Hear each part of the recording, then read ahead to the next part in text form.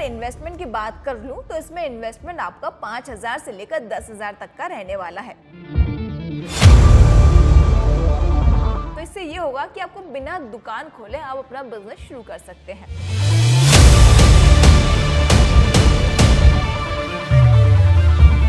और इससे आप महीने का ना करते करते भी 30,000 से 60,000 रुपए तक कमा सकते हैं।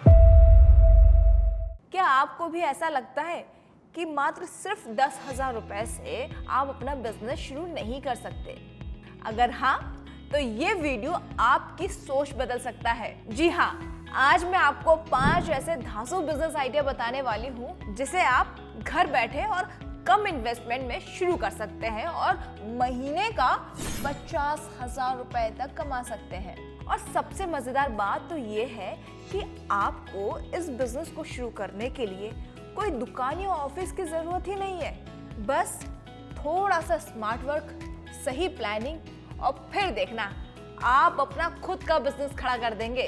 तो चलिए शुरू करते हैं और जानते हैं कौन कौन से हैं वो 5 टॉप बिजनेसेस जिसे आप मात्र 10,000 रुपए में शुरू कर सकते हैं। लेकिन उससे पहले वेलकम टू बॉस वाला business Hindi and I am your business idea presenter Kiran. और अभी तक आपने मेरे चैनल को सब्सक्राइब नहीं किया है तो प्लीज उसे सब्सक्राइब कर लीजिए, क्योंकि अगर आप सब्सक्राइब करोगे तो मुझे मोटिवेशन मिलेगा और फिर मैं आपके लिए कम इन्वेस्टमेंट में अच्छा बिजनेस वाले वीडियोस बनाती रहूंगी। तो इसमें सबसे पहले हम बात करेंगे प्रिंट ऑन डिमांड। अब प्रिंट में आप टी शर्ट प्रिंट, मग प्रिंट या फिर फोन कवर प्रिंट, आप किसी भी तरीके के प्रिंट को ले सकते हैं। और अगर आप क्रिएटिव और आपको डिजाइनिंग में इंटरेस्ट है तो ये बिजनेस आपके लिए बेस्ट है। प्रिंट ऑन डिमांड का मतलब यह है कि आपको प्रोडक्ट को स्टॉक में रखने की जरूरत नहीं है। बस अपने डिजाइन तैयार करें और जब भी कोई ऑर्डर आए तो वह कंपनी सीधे आपके कस्टमर को भेज देगी। लेकिन अब ये तो मैंने आपको बता दिया, अब ये जानना जरूरी है कि इसे शुरू कैसे करना है। सबसे पहले कैनवा या फोटोशॉप जैसे टूल से कुछ नए डिजाइन बनाएं। फिर प्रिंटरोव और क्विक जैसे प्लेटफॉर्म पर अपना अकाउंट बनाएं, अपनी डिजाइन अपलोड करें और सोशल मीडिया पर प्रमोट करें। इसके अगर इन्वेस्टमेंट की बात कर लूं तो इसमें इन्वेस्टमेंट आपका 5,000 से लेकर 10,000 तक का रहने वाला है। वहीं अगर मैं इसके प्रॉफिट मार्जिन की बात करूं तो आपको पर प्रोडक्ट अराउंड 100 to 300 मिल जाएगा। अब मैंने आपको ये दोनों तो बता दी, लेकिन आप इसे बेचोगे कहाँ? तो बेचो आप इसे इंस्टाग्राम, सोशल मीडिया और बाकी ई-कॉमर्स साइट जैसे कि अमेजोन, फ्लिपकार्ट, मिंत्रा, मीशो, ऐसे किसी भी प्लेटफॉर्म पर आप उसे बेच सकते हैं अच्छी पैकेजिंग के साथ। और इसके लिए आपको किसी लाइसेंस की भी जरूरत नहीं है। अगर आपकी सेल 40 लाख से ज्यादा की होती है तो आपको जीएसटी रजिस्ट्रेशन कराना पड़ेगा, वरना अगर आप थोड़े बहुत छोटे लेवल पे अपना बिजनेस शुरू करना चाहते हैं तो आपको जीएसटी रजिस्ट्रेशन की भी जरूरत नहीं है। अब सेकंड नंबर पे हम बात करते हैं मिनी क्लाउड किचन की। अगर आपको कुकिंग पसंद है और आप टेस्टी स्नैक्स फूड बना सकते हैं तो ये बिजनेस आपके लिए बहुत अच्छा रहेगा, क्योंकि आजकल लोग खाना बनाने में ज्यादा इंटरेस्टेड नहीं है, रेदर देन वो खुद फूड ऑर्डर करने ज्यादा प्रेफर करते हैं। तो सिंपल है, आपको किसी बड़ी दुकान को खोलने की जरूरत बिल्कुल भी नहीं है। आप अपने घर से ही इस तरीके के बिजनेस को शुरू कर सकते हैं। अब ये जान लेते हैं कि इसकी शुरुआत कैसे करें। अब देखो, घर पर मोमोज, पिज्जा, चाउमीन जैसी चीजें बनाकर ही इसे बेचना शुरू कर दें और स्विगी, जोमेटो जैसे प्लेटफॉर्म पर इसमें अपना रजिस्ट्रेशन करा लें। इसके अलावा लोकल एरिया या फिर अपने छोटे मोटे रेस्टोरेंट पर भी अपने फूड की सप्लाई स्टार्ट कर दें। तो इससे ये होगा कि आपको बिना दुकान खोले आप अपना बिजनेस शुरू कर सकते हैं। और अगर अब मैं आपको इसमें इन्वेस्टमेंट की बात करूं तो इसमें आपका इन्वेस्टमेंट 8,000 से लेकर 10,000 तक रह सकता है और प्रॉफिट मार्जिन इसमें 20,000 रुपए से लेकर 50,000 रुपए तक का इसमें प्रॉफिट मार्जिन पर मंथ का है। और जैसे कि मैं आपको पहले ही बता चुकी हूँ कि फूड का बिजनेस काफी प्रॉफिटेबल बिजनेस है और बहुत ही कम इन्वेस्टमेंट में शुरू हो जाता है। और फूड के बिजनेस के बारे में मैं इसलिए कॉन्फिडेंटली बोल पाती हूँ क्योंकि मेरा खुद का एक फूड का बिजनेस है और मैं खुद ही उसको अच्छी तरीके से चला रही हूँ। तो मुझे ऐसा लगता है कि फूड आपको बस लोकेशन, एरिया को डिसाइड करना होता है, अपनी पैकेजिंग अच्छे से करनी होती है और आपको टारगेट ऑडियंस रखनी पड़ती है। उसके बाद अगर आप फूड इंडस्ट्री में आते हैं और आपकी सारी प्लानिंग परफेक्ट है और आपको खाना बनाने में और खिलाने में दोनों में इंटरेस्ट है तो फूड का बिजनेस कभी फ्लॉप नहीं हो सकता। इसके फ्लॉप होने का रीजन ये है कि आप शायद कहीं तो लैग कर रहे हैं। अपनी चीज़ों को परफेक्टली मैनेज करिए तो आपका फूड का बिजनेस लॉस नहीं हो सकता। और अगर आपको फूड से बिजनेस से रिलेटेड आपको कोई पर्सनल इन्फॉर्मेशन चाहिए मुझसे या पर्सनल टिप्स आप चाहते हैं तो कमेंट बॉक्स में कमेंट कर मुझसे पूछ सकते हैं। साथ ही साथ हमारा इंस्टाग्राम पर भी पेज है, आप वहाँ पर भी मुझसे पूछ सकते हैं। तो चलो ये सब तो मैंने आपको बता दिया है, लेकिन अगर आप फूड बिजनेस में आना चाहते हैं तो आपको FSSAI सर्टिफिकेट की जरूरत पड़ेगी, जिसे आपको लेना पड़ेगा। अब ये मैंने आपको 2 बिजनेस के बारे में तो बता दिया है। अगर हम किसी भी तरीके के बिजनेस में जाते हैं ना तो उसमें थक बहुत जाते हैं, कमजोरी आ जाती है, क्योंकि मेहनत बहुत ज़्यादा लग रही है। बीच बीच में क्या होता था कि चलो हम जॉब कर रहे हैं तो चलो एक 7 to 8 आवर्स की जॉब है या 9 आवर्स की जॉब है, घर आ गए रेस्ट कर लिया। लेकिन बिजनेस आपको 24 आवर्स का जॉब है, वहाँ पे नहीं थकना है, कंटिन्यूटी में आपको काम करना है, क्योंकि आप काम करो तो ही आपको रिटर्न मिलेगा। तो वो बहुत थकी हुई, अगर हम बोले कि बहुत ही टायर्ड, बहुत थक जाता है, लेकिन बस एक सेटिस्फेक्शन ये रहता है कि मेरी मेहनत, मेरा पैसा, मेरी चीज़ें। पर इनिशियल स्टेज पे या बहुत टाइम देना पड़ता है। अब फिर ये रहता है कि टाइम देंगे, ख्याल नहीं रख पाएंगे तो तबीयत भी खराब होगी, बीमारी भी आएगी, कोई बड़ी बीमारी ना पकड़ ले, इसका भी ध्यान रखना बहुत ज़रूरी है। तो इस सब के बीच में ना आपके पास एक अच्छा हेल्थ इंश्योरेंस होना बहुत ज़रूरी है। सिचुएशन का कुछ नहीं पता, कब कैसे सिचुएशन आ जाए, तो हेल्थ इंश्योरेंस होना बहुत ज़रूरी है।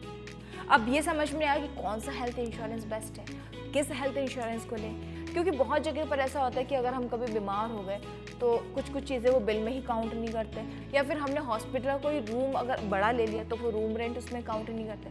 बहुत सारी परेशानी आती है, उसको कैसे सॉल्व करें, कौन सा हेल्थ इंश्योरेंस बेस्ट होगा। तो चलो ये परेशानी भी मैं आपकी दूर कर देती हूँ। एको हेल्थ इंश्योरेंस एक ऐसा हेल्थ इंश्योरेंस है जो वेटिंग पीरियड में छिपे हुए चार्जेस और रूम रेंट लिमिट जैसी कोई परेशानी नहीं होती। एको का प्रीमियम प्लान आपको 0 वेटिंग प्रोवाइड कराता है, यानी कि पहले ही दिन में पूरा कवरेज। और एको आपको 100% बिल कवरेज भी देता है, यहाँ तक कि नॉन मेडिकल खर्चे भी, एडमिशन फीस, सर्जिकल किट्स, ये सब कुछ उसमें इंक्लूड रहते हैं। और सबसे चिक वाली चीज़ तो ये होती है कि जब भी हमको हेल्थ इंश्योरेंस लेते हैं तो उसमें फिर बाद में क्लेम करने में बड़ी दिक्कत होती है, तो उसमें क्लेम करना भी बहुत ईजी है। एको का 100% डिजिटल प्रोसेस है, यानी ना कोई पेपर वर्क, ना ही कोई लंबा टाइम। तो मेरा सजेशन है कि अगर आप वाकई में कोई हेल्थ इंश्योरेंस चाहते हैं तो एक बार एको को ज़रूर विजिट करना। खैर, मैंने आपको बहुत ज़्यादा हेल्थ इंश्योरेंस के बारे में बता दिया है, तो अब आगे बढ़ते हैं हमारे तीसरे बिजनेस आइडियाज़ की, जो कि है वाटरलेस कार वॉश बिजनेस। आजकल लोग अपनी गाड़ियों को तो साफ रखना चाहते हैं, लेकिन पानी की बर्बादी नहीं करना चाहते, और यही वजह है कि वाटरलेस कार वॉश सर्विस की डिमांड बहुत तेजी से बढ़ रही है। लेकिन हाँ, अब सवाल वही कि इसे शुरू कैसे करना है, तो चलो ये मैं आपको बता देती हूँ। बायोडिग्रेडेबल क्लीनिंग स्प्रे, माइक्रोफाइबर कपड़े और ब्रश लेकर शुरू करें। सोसाइटी, ऑफिस पार्किंग या मॉल्स में सर्विस ऑफर करें।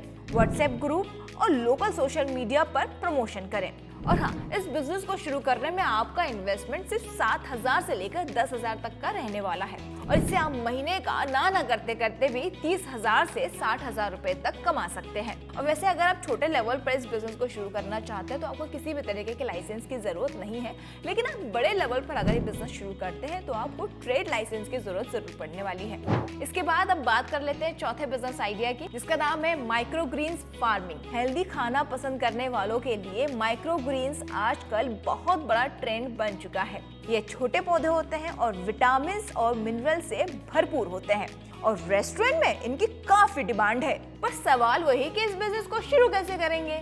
घर की बालकनी या रूफटॉप पर ट्रे में माइक्रो ग्रीन्स उगाना शुरू करें, फिर उसके बाद उसे होटल्स या हेल्थ कॉन्शियस कस्टमर्स को बेचें, और सोशल मीडिया और लोकल मार्केटिंग करें। इसमें इन्वेस्टमेंट आपका 5,000 से लेकर 10,000 तक के बीच में रहेगा, और इससे आप हर महीने 15,000 से लेकर 40,000 रुपए तक कमा सकते हैं। और हाँ, अगर आप इस बिजनेस को बड़े स्तर पर शुरू करना चाहते हैं तो आपको FSSAI सर्टिफिकेट की जरूरत पड़ेगी। अगर आप छोटे लेवल पर इस बिजनेस को शुरू करना चाहते हैं तो आपको किसी भी तरह के लाइसेंस की जरूरत नहीं है। तो अब बात कर लेते हैं आखिरी बिजनेस आइडिया, यानी कि 5वां बिजनेस आइडिया, जो कि है LED बल्ब और लाइट रिपेयरिंग बिजनेस। आजकल LED बल्ब की डिमांड बहुत ज्यादा है, और अगर आप खुद से बल्ब असेंबल करके या रिपेयर करके बेचें तो बहुत अच्छा मुनाफा कमा सकते हैं। लेकिन आप इस बिजनेस को शुरू कैसे करें, ये जानना भी तो जरूरी है। लोकल बाजार से LED बल्ब के पार्ट्स खरीदें और खुद से बल्ब असेंबल करें या खराब बल्ब रिपेयर करें। लोकल इलेक्ट्रॉनिक शॉप्स और ऑनलाइन प्लेटफॉर्म पर उसे बेच दें। और इसमें इन्वेस्टमेंट आपका सिर्फ 8 से 10 हजार के बीच में रहने वाला है और महीने का आप इसी बिजनेस से 15,000 से लेकर 50,000 रुपए तक कमा सकते हैं। अब इसे बेचना का है तो ये भी आप ध्यान से सुन लो। इसे आप local electronic shop, wholesale dealers और सोशल मीडिया के थ्रू इसे बेच सकते हैं।